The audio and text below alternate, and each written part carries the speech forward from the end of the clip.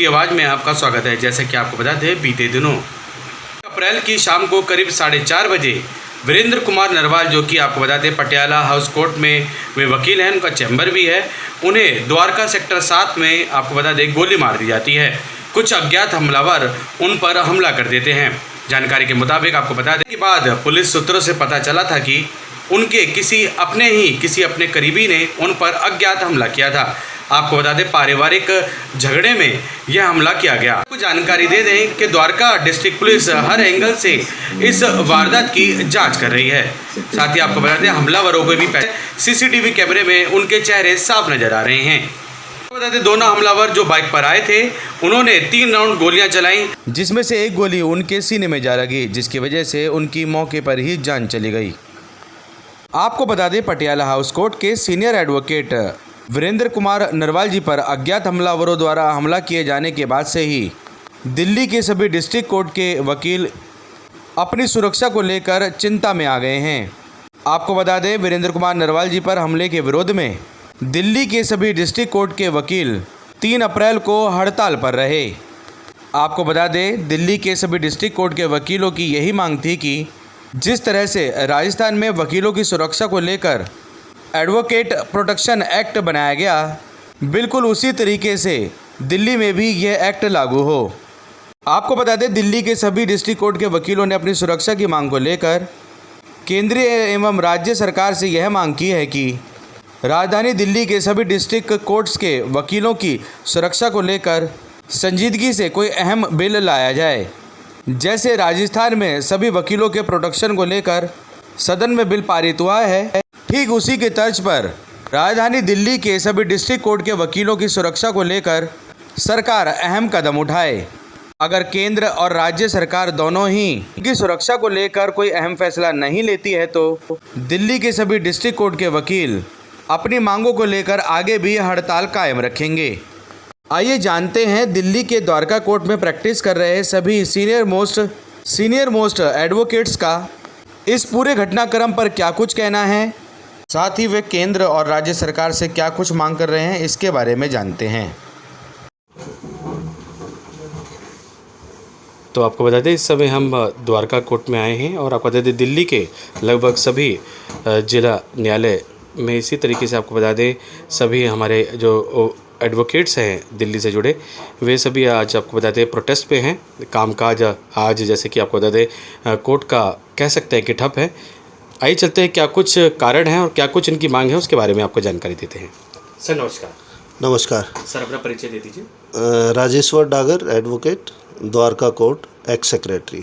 Sir क्या कुछ कहेंगे, जैसे कि अभी 2 ही दिन पहले वीरेंद्र कुमार नरवाल जी का जैसे कि अज्ञात हमलावरों ने जैसे कि उनके ऊपर हमला कर दिया था और उस हमले में उनकी जान चली गई। सर क्या कुछ कहेंगे, इस मामले को कैसे देखते हैं? देखिए, भरी भीड़ में एक चौराहे के ऊपर जब हैवी ट्रैफिक थी और 2 कदम पर चौकी थी, पुलिस चौकी थी, इस सिचुएशन में अगर किसी वकील की हत्या होती है और वो भी निर्मम हत्या, तो ये बहुत ही शर्मनाक है। अब पुलिस की लापरवाही कहेंगे इसको। पुलिस के ऊपर उंगली उठती है सरेआम, क्योंकि पुलिस अपना काम नहीं कर पाई है। और इतनी भीड़ में अगर एक वकील जो कि अपने आप को दुनिया को न्याय दिलवाने के लिए तत्पर रहता है, जब उसके ऊपर अटैक हुआ, वो उसकी मौत हुई है, तो हम ये कैसे समझ सकते हैं कि एक आम आदमी दिल्ली में सुरक्षित है जी। और इस तरह की हम पूरे वकील भाई सब आलोचना करते हैं, ऐसी हत्या के लिए पुलिस को जिम्मेदार ठहराते हैं जी।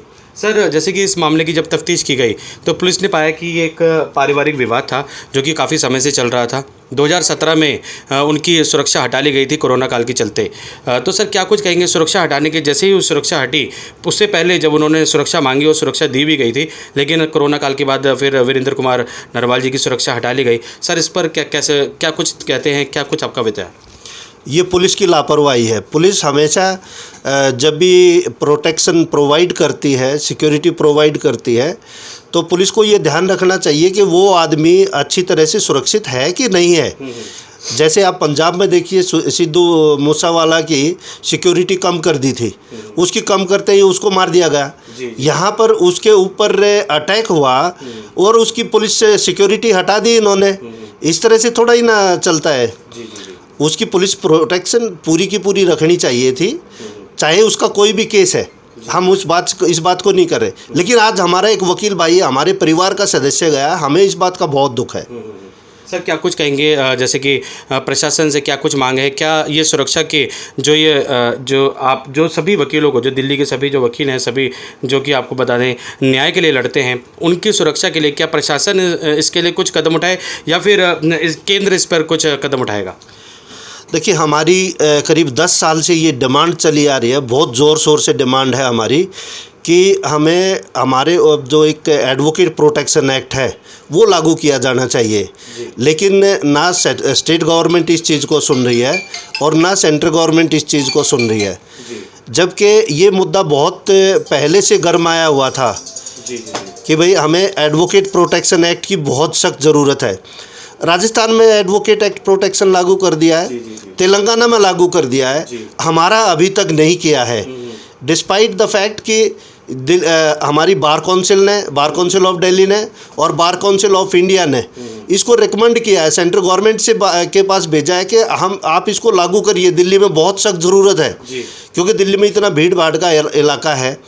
आपने ये देखा, ये एग्जाम्पल बहुत ही गंदा एग्जाम्पल था। सर इससे पहले दिल्ली की रोहिणी कोर्ट में भी जैसे कि धमाका हो चुका था, ऐसे ही एक सुनवाई हो रही थी, वहाँ पे भी धमाका हो चुका था, तो कहीं ना कहीं सुरक्षा को लेकर संशय तो बना हुआ है सर। इसीलिए मैं कहता हूं कि दिल्ली प्रोटेक्शन एक्ट इमीडिएटली लागू कर देना चाहिए सेंट्रल गवर्नमेंट को और स्टेट गवर्नमेंट को। मेरी आज इसी बीच में जब स्ट्राइक पे थे हम सुबह के टाइम, मेरी चेयरमैन माननीय के मनन साहब से बात हुई कि आप इस बारे में क्या कर रहे हैं, तो उन्होंने ये कहा, मैंने इनको बता दिया क्लियरली कि मैं बाइट देने वाला हूं और मीडिया को ये बात बताने वाला हूं कि कोई कुछ नहीं कर रहा है। तो उन्होंने कहा कि आप ये एश्योरेंस दे दें मीडिया के थ्रू हमारे वकील भाइयों को, ये आश्वासन दे दें कि हमने अपनी ओर से एडवोकेट प्रोटेक्शन एक्ट लागू करने के लिए 100% प्रयास कर रहे हैं। आज उनकी मीटिंग भी है बल्कि सीएम साहब से, और सेंट्रल गवर्नमेंट में भी मंत्री जी से उनकी मीटिंग फिक्स हो चुकी है।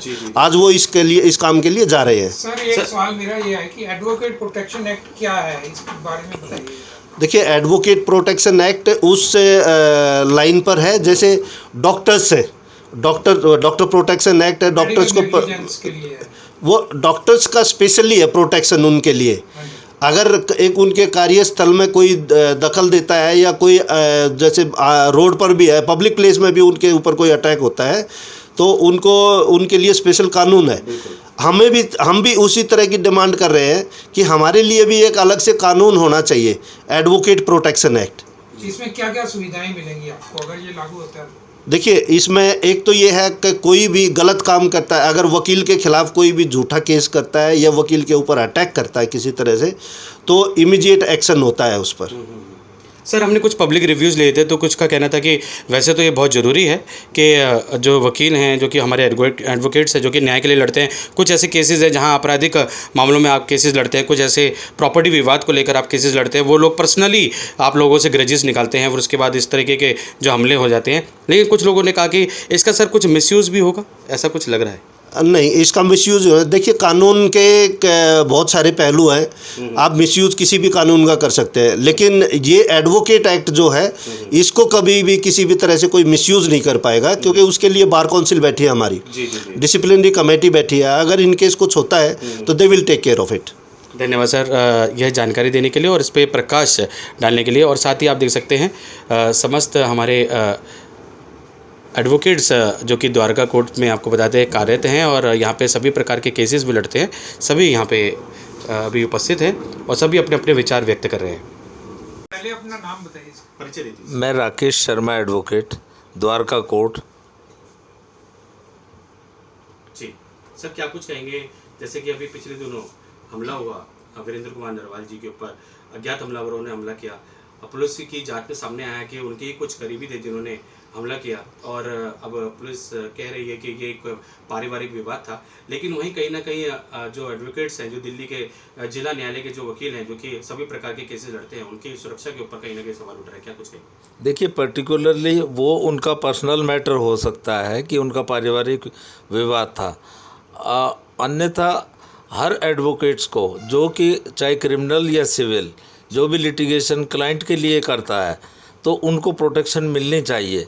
और ये तो बड़ी शर्म की बात है जो था ना कि भरे दिन के अंदर और रोड के बीच में, और जबकि 100 गज की दूरी के ऊपर वहाँ पुलिस चौकी है, बैरिकेड लगे हुए हैं, और वहाँ एक वकील भाई का मर्डर हो जाता है जो कि बहुत ही निंदनीय है। जी जी जी जी सर, क्या कुछ कहेंगे जैसे कि इसके बाद आप लोग जैसे कि सुनने में आया सभी जिला न्यायालय जो कि दिल्ली के हैं सभी एडवोकेट्स हड़ताल पर चले गए हैं, क्या ये हड़ताल आगे कंटिन्यू रहेगी? क्या कुछ मांग है आप लोगों की? देखो, ये हमारे जो कोऑर्डिनेशन कमेटी है, हमारी जो जितने भी एसोसिएशन हैं उनकी एक कोऑर्डिनेशन कमेटी है, वो डिसाइड करेगी कि इसको कंटिन्यू रखना है या नहीं रखना। जी धन्यवाद सर। Thank you. मैम नमस्कार, पहले तो आप अपना परिचय दे दीजिए। Manjula Khatri, advocate and I practice in Dwarka court. जी मैम, क्या कुछ कहेंगे जैसे कि वही एक प्रश्न बार बार उठ रहा है कि सभी जो हमारे एडवोकेट्स हैं उनकी सुरक्षा को लेकर मांग उठ रही है, क्योंकि ये एक अभी ताज़ा मामला ही जो कि वीरेंद्र कुमार नरवाल जी के ऊपर हमला हुआ, उसके पहले रोहिणी कोर्ट में हमला हुआ, और बहुत सी ऐसी कुछ ऐसी वारदातें हैं जो कि सामने आई जहाँ पे वकीलों के ऊपर हमले हुए। क्या कुछ कहेंगे ma'am? First of all, heartfelt condolences to the bereaved family of Mr. Narwal and बहुत निंदनीय है ये चीज़। हम अपने ही कोर्ट प्रेमाइसिस में सेफ़ नहीं हैं, सिक्योरिटी apparatus स्ट्रॉन्ग नहीं है, वकीलों में बहुत सारे ऑफ लेट काफ़ी ऐसे इंसिडेंट्स हुए हैं जो कि सिक्योरिटी apparatus को उजागर करता है कि कोर्ट कैंपस में लड़ाइयाँ हैं, मारपीट हैं और सच ब्रूटल अटैक्स। बट सबसे बड़ी चीज़ है, देखने वाली बात है कि राजस्थान में रिसेंटली जो एक्ट पास हुआ है वो भी इसी प्रकार की एक घटना हुई थी। वकील की एक ब्रूटल अटैक में हत्या कर दी गई थी। बट एक चीज़ जो बहुत ज़्यादा मायने रखती है कि उसके बाद क्या हुआ। वहाँ वकीलों ने प्रोटेस्ट किया, 1 महीने तक advocates were on streets literally fighting and taking out their vengeance कि हमारी प्रोटेक्शन के लिए क्या है। हम न्याय दिलवाते हैं, वी आर द मीडियम, हम माध्यम हैं एक सोसाइटी और जस्टिस के बीच में, we are the medium. But जब इस माध्यम का ही कोई प्रोटेक्शन नहीं है, वो अपनी लाइफ को स्टेक पे रख के, चाहे वो क्रिमिनल एडवोकेट्स हैं, सिविल वाले हैं, बट क्लाइंटेज आजकल ऐसी हो रखी है कि आप नहीं न्याय दिलवाएंगे तब वकील भुगतता है, न्याय दिलवाने के बाद कोई अपोजिट पार्टी है, मे बी उसका गुस्सा उस वकील पे उतरता है। सो वकील की प्रोटेक्शन के लिए क्या है? What about their families? उनके लिए क्या? वेलफेयर के नाम पे क्या है उनके पास? कुछ भी नहीं है। So coordination committee, BCD, BCI and for that matter government, state governments और the central governments, they should take this thing very serious. It's a grave concern. Every life matters. आम जनता है, वकील हैं, डॉक्टर्स हैं, पुलिस हैं, जजेस हैं, सबकी पुलिस पर्सोनल्स के लिए प्रोटेक्शन है, जजेस की प्रोटेक्शन है, एडवोकेट्स की क्यों नहीं है? एडवोकेट्स की क्यों नहीं? डॉक्टर्स की भी है। हम भी सोसाइटी के एक ऐसे सोर्स हैं जहाँ पे लोगों को हम उनकी चीज़ों से सॉल्व आउट करवाते हैं, बट हमारा सोल्यूशन किसके पास है? Where shall we go? And if we are going, then what are the higher authorities doing for us? Welfare नहीं है और इट इज़ वेरी पेनफुल, एक सोरोफुल इवेंट है दिस इज़, और ये चीज़ रुक नहीं सकती है, नियत चाहिए करने के लिए। रेजोल्यूशन और रेवोल्यूशन पास करवाने में बहुत मेहनत लगती है। It's not a 1 or day 2 affair कि आज बोल दिया तो बिल पास हो जाएगा। पहले रेजोल्यूशन पासिस होते हैं, बिल पासिस होते हैं, then it becomes an act. So it's a procedure, it's a long procedure, but at least make a start.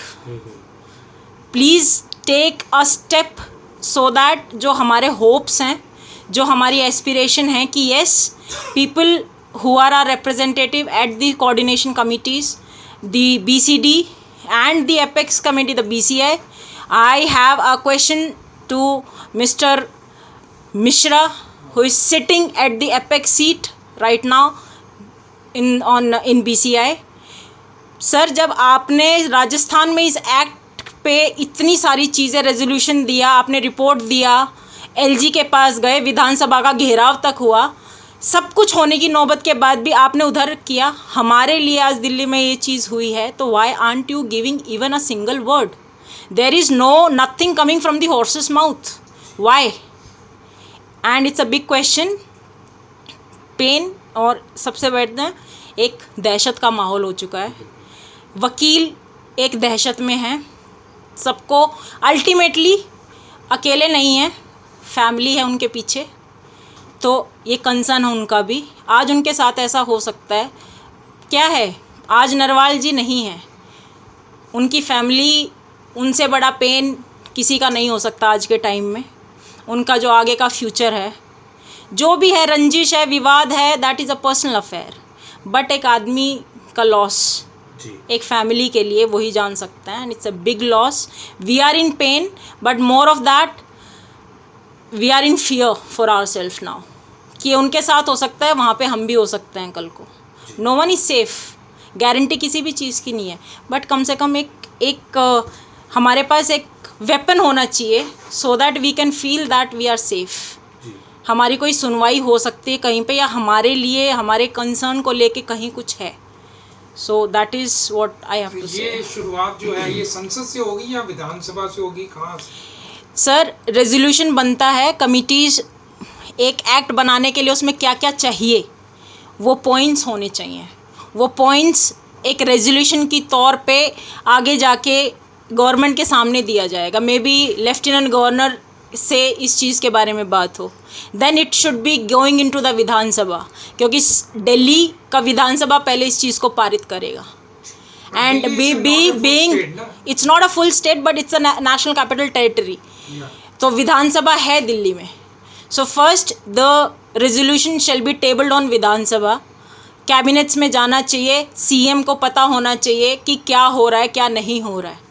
देश के हालात वैसे भी कुछ ज़्यादा अच्छे नहीं हैं, but still we can always demand, वो हमारी डिमांड्स को सुने, समझें और आगे तक। और central government, if Delhi centre में बैठ के, अगर इस कैपिटल में बैठ के हमारी सुनवाई नहीं है, तो फॉरगेट अबाउट कि बहुत सारे ऐसे रिमोटेड स्टेट्स हैं जहाँ पे सुनवाई होती भी नहीं है। CM से क्या अपील करना चाहेंगे? CM सर से, साहब से सबसे बड़ी अपील यही है कि he is a good politician, he has been a good bureaucrat, he is a good leader, so I और we expect कि वेलफेयर के नाम पे, एक इंसानियत के तौर पे इस चीज़ को थोड़ा सा कंसर्न दिया जाए कि वोटर अलग चीज़ होती हैं, पॉलिटिशियन अलग चीज़ होता है, but this is not politics and voter की बात नहीं है, ये इंसानों की बात है। राइट टू लाइफ सबके पास है, and if someone is brutally attacked and killed like this on roads in daylights, so I think it's a big question on the law and order, the police system which is working here, so it's a big question on the government, जो सरकार है उनके ऊपर बहुत बड़ा question है, and इनका जवाब हमें चाहिए, और जवाब होना चाहिए as protection act should be there for us. It's our appeal and it's our demand and it's a request, hopes हैं, बहुत बड़ी होप है इस बार। एंड आई जस्ट एक्सपेक्ट कि हमारे जो सीनियर लीडर्स हैं who are sitting in top positions right now, जिनके ऊपर सारो दारोमदार है हर चीज़ का, वकीलों के जो डिमांड्स है, जो इंस्पिरेशन है, वो आगे पहुंचाएं, इस चीज़ के बारे में लड़ाई करें। We are there to support. Strike is not something कि एक दिन में कुछ पास नहीं होता है इस देश में। It's a democratic world, time लगता है, पर क्रांति करने के लिए क्रांतिकारी भावना होनी चाहिए, एक मुहिम चलानी है। एक दिन की strike, sitting back in the offices and chambers will not do anything. So it's time, अगर हम तैयार हैं तो what is the thing which is stopping them to take decisions? पूरा एडवोकेसी वर्ल्ड दिल्ली का उनके साथ है। सो क्यों सरकार पे हम दबदबा नहीं बना सकते हैं इस चीज़ को लेके. My only thing is this. Thank you very much. Thank you. पुनः अपना परिचय दे दीजिए. Manjula Khatri, advocate. I practice in Dwarka Court and member of DCBA. So it's a request to everyone. Please come, unite, show your strength, and we are ready to strive to anything to get the protection for ourselves. It's our life and every life matters. Sir अपना परिचय दे दीजिए. मैं विकासदीप शर्मा, अधिवक्ता, Dwarka court. जी. Dwarka court में पिछले 14 साल से प्रैक्टिस कर रहा हूँ. सर क्या कुछ कहेंगे, जैसे कि वकीलों की सुरक्षा को लेकर मांग उठ रही है और अब दिल्ली में जैसे कि इस तरीके का मामला सामने आया है जहां दिन दिहाड़े एक वकील को गोली मार दी जाती है और अब वकीलों की सुरक्षा पर भी सवाल उठने लगे हैं. क्या आप लोग एकत्रित होकर क्या एक बड़ा आंदोलन करेंगे क्या इस बिल को पास करने के लिए? ये जो परसों का इंसिडेंट हुआ है जिसमें नरवाल जी की बर्बर तरीके से गोली मार के हत्या करी है, दिन दहाड़े 4 बजे मेन रोड पे, सड़क पे, द्वारका डिस्ट्रिक्ट में ये कांड हुआ है, तो इससे आप पता लगा सकते हैं कहीं ना कहीं प्रॉब्लम तो है. रोड पे पुलिसिंग कम है, या पुलिस की नई भर्तियाँ नहीं हो रही, या सारी की सारी जो पुलिसिंग है वो नई दिल्ली एरिया में लोगों की सेफ्टी सिक्योरिटी नेताओं के लिए लगी हुई है.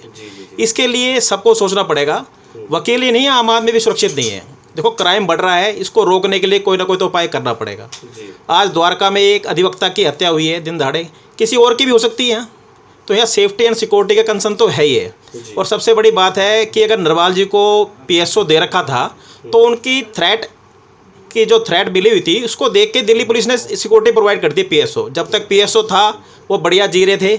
PSO हट गया, लोगों को पता लग गया, दुश्मनों को जिन्होंने एक्यूज ने मर्डर करा है कि PSO सिक्योरिटी हट गई है. अगर सिक्योरिटी होती तो शायद वकील साहब जिंदा होते. तो कहीं ना कहीं जो दिल्ली पुलिस की इसमें मैं कमी मानता हूँ कि जो असेसमेंट करा इन्होंने थ्रेट का वो ठीक नहीं करा. और सबसे बड़ी बात ये है कि अगर आम नागरिक या कोई आम अधिवक्ता अपनी सिक्योरिटी के लिए अगर हम लाइसेंस के लिए अप्लाई करते हैं तो हमारे को लाइसेंस नहीं देते. मैंने RTA लगा के पता करा है तो उसमें भी हमारे को लाइसेंस नहीं देते. जबकि हमारे को लाइसेंस दो, हम लॉ को फॉलो करने वाले हैं, हम लॉ को फॉलो करा रहे हैं, कोर्ट के थ्रू करवा रहे हैं. अगर हमें लाइसेंस नहीं मिलेगा किसको मिलेगा? आज वकील साहब के पास, नरवाल साहब के पास अपना वेपन होता तो शायद अपनी सेफ्टी के लिए वो बच जाते. तो कहीं ना कहीं ये सरकार को भी सोचना पड़ेगा और दिल्ली पुलिस को भी सोचना पड़ेगा कि जो पर्सनल सिक्योरिटी अगर आप किसी को नहीं दे सकते तो कम से कम हथियार तो प्रोवाइड कर दें. और वकील मैं बता रहा हूँ, आप वकीलों ने ही सारे आंदोलन करे, बड़ी बड़ी सत्ता हिला दी है वकीलों ने. और मैं सेंट्रल गवर्नमेंट और स्टेट गवर्नमेंट और अपने बार काउंसिल के जितने भी लीडर्स हैं उनसे भी मैं रिक्वेस्ट कर रहा हूँ कि ये अब वकीलों का आंदोलन जो है अब ये ऐसा आंदोलन का रूप ले लेगा कि इनसे संभलेगा नहीं. फिर ये कहेंगे जी वकील जो है सड़क पे आ गए हैं, अत्याचार हो रहा है, ये हो रहा है. तो अभी से चेतावनी दे रहा हूँ मैं सेंट्रल स्टेट गवर्नमेंट को कि हमारे हक के लिए जो प्रोटेक्शन एक्ट जो मांग कर रहे हैं, जो राजस्थान में लागू हो गया है, वहाँ लेके आओ.